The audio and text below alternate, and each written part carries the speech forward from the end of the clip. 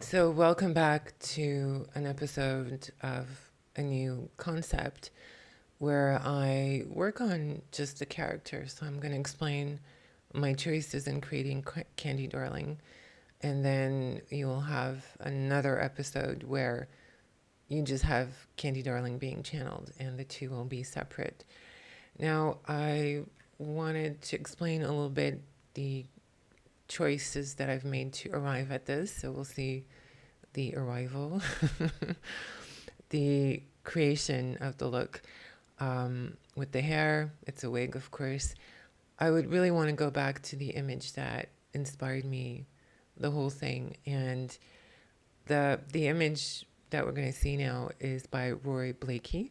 It's from 1972, and it's right after her two major movies with the Warhol Factory that sort of put her as a star. I want to explain to you the choices that I've made. Now, there's two pictures that really, I think people remember Candy Darling by. And the first one would be this one. And the other one is the one by Peter Huar, where she's on her deathbed. And I think, even though there are color pictures of her, these are the two ones. And I think in a good way, because she did want to be a traditional Hollywood star in the 70s. And the real traditional Hollywood movies were made in black and white and not in color.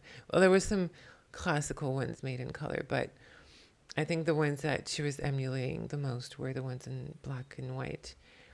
And I really love this image because the first time I saw it in my 20s, I tried to reproduce the photographic quality of it for photography class I was taking at the time. And even though I had no idea of the makeup itself or what made the picture so beautiful, I tried to photographically reproduce the technique used here. And now I'm reproducing the makeup or the look almost 20 years later. But that's okay.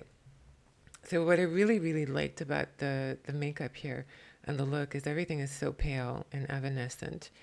And then you have these beautiful dark eyes that sort of emphasize even more the makeup that she was wearing. And I wanted to understand the makeup because I know this is a photograph and it's really hard to say what was makeup, what was lighting, and what made this look the way it did. I wanted to understand Candy Darling's makeup itself, what she looked like in color. So we're going to have a look at two screenshots that I took from YouTube.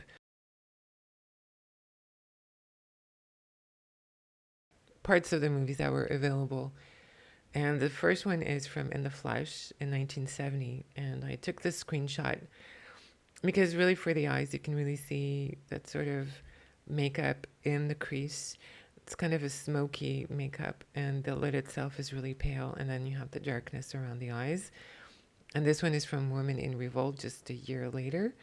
And you see here the makeup on her eyes is pretty much even, sort of a grayish, purplish tone, and the red lipstick.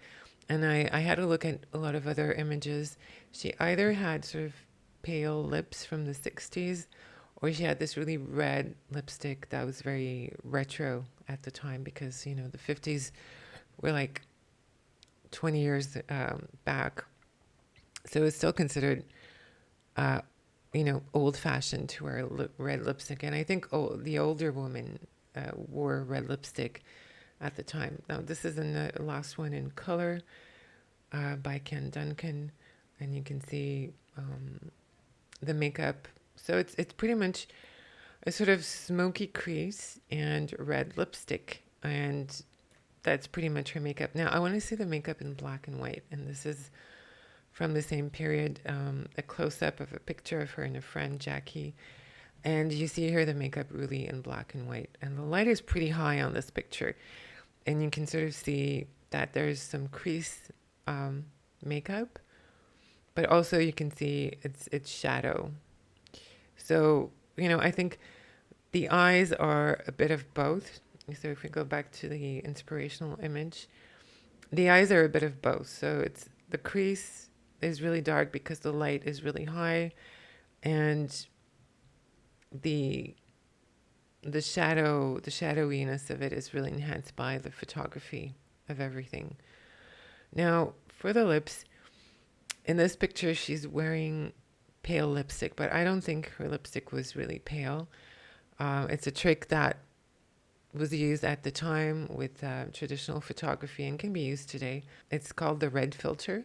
So if you have Photoshop, you can just convert the picture to black and white and toggle the red slider, and you'll get a similar effect. What happens is when you put a red filter, everything that's red gets overexposed. So the red lips appear paler than they are, and it gives it a sort of, it puts more emphasis on the eyes. And I really like this picture because it shows that, her eyes were really important, and she had beautiful eyes and sort of the doll-like effect of the eyes. And I think it's kind of Biba-esque, and we'll get to Biba.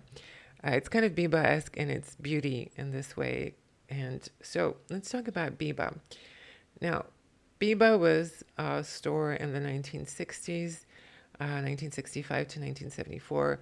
And the owner, Barbara, she was really into makeup not makeup, but the aesthetic of old movies from the 1920s, 30s, and 40s. And she wanted to translate that idea into makeup, everyday makeup. So she had a collection in the 1970s. Actually, it came out probably 1969, 1970 in London, where she created this sort of rust, darky shades, and also for the lips, like brown lipstick, which is what some of the women wore in the 1920s, brown lipstick for the movie shots. And here we see a classic Biba look, very sort of ethereal, dark, smoky siren from the 1920s. And it had an impact on the makeup in London, or at least in Europe. So we're going to see two covers here from 1972 and 1973. So this is 1972. The makeup is by Barbara Daly. She was a famous makeup artist at the time. And you can see here, we're really far from Twiggy. So let's have a look at Twiggy really quickly. So here's Twiggy, and here's, the makeup that came out in 1972. And I'm thinking this makeup was already popular before. This one is 1973, and we can see already the makeup around the eyes is completely different, smoky. And this is covers in Europe. And let's have a look at covers here in America, Cosmo. And I took Cosmo, not Vogue, because Cosmo is sort of the everyday girl. What the everyday girl finds beautiful and sexy. And if it's on the cover of Cosmo, it's because most women will be into it. This is 1970. 1974, you can see sort of the 60s look, but it's much softer. There's still a crease shadow, but everything's softer, more blended out, kind of like what Candy is wearing. And this is 1974, December. And we're almost there. We almost have like darkness. And 1975, August 1975, and it has arrived in America. So I don't know if Candy, because she did hang out with Francesco Scavullo, who did the covers. He hung out with Way Bandy, someone who was a famous makeup artist. So I don't know if she saw any of this, or if she had any direct inspiration, or she just stylized herself, basically part movie star from the 30s. So I just wanted to show you one test that I did before doing the final picture. I was doing very dark creases, and then I got afraid, and I decided to do something a bit lighter, a little bit more gray blue. And here's the image.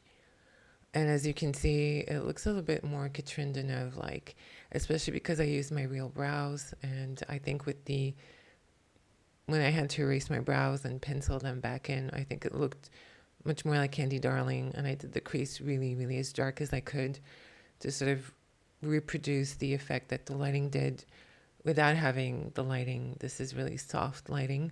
And I'm really happy that I kind of arrived at something that looks 70s. It was sort of in between, because it was that period where the 60s were sort of fading and the 70s were arriving and sort of taking their place. The 70s is a wonderful decade. It has so many different makeup trends that we're going to look into because there's a lot of subcultures, there's a lot of undercurrents in the makeup, and because also there was a lot of localized trends happening all over the planet, and that's why it's really interesting to have a look at it.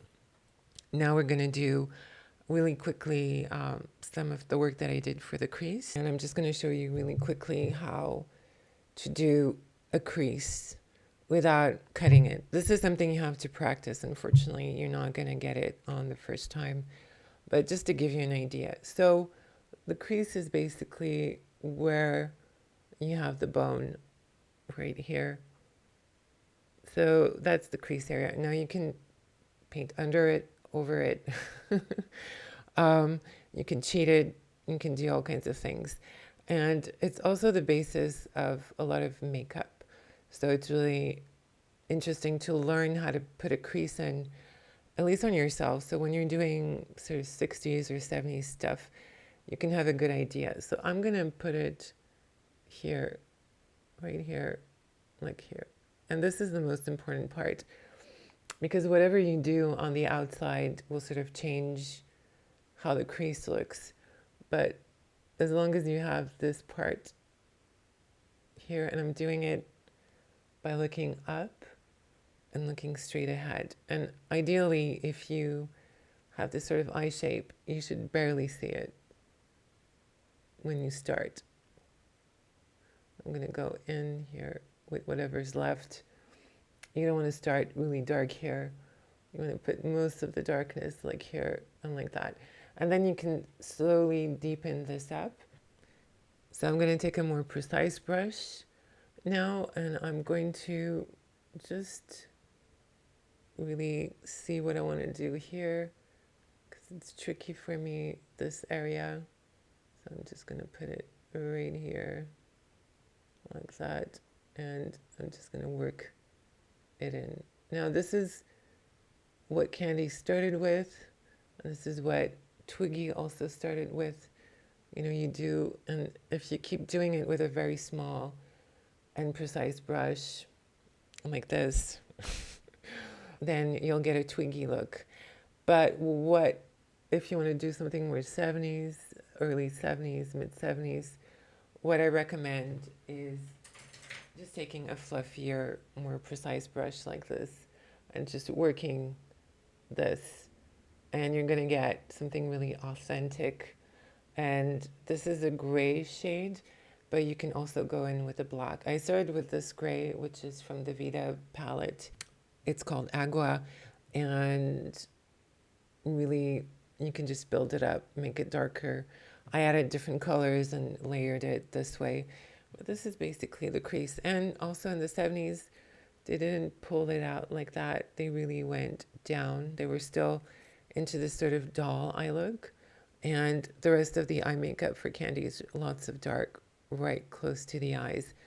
That's sort of Biba-esque, but prettier kind of look. And there you go. That's how I arrived at my own version of Candy Darling. And the reason why I didn't do the lips red, because I wanted to translate really the effect of the picture into color.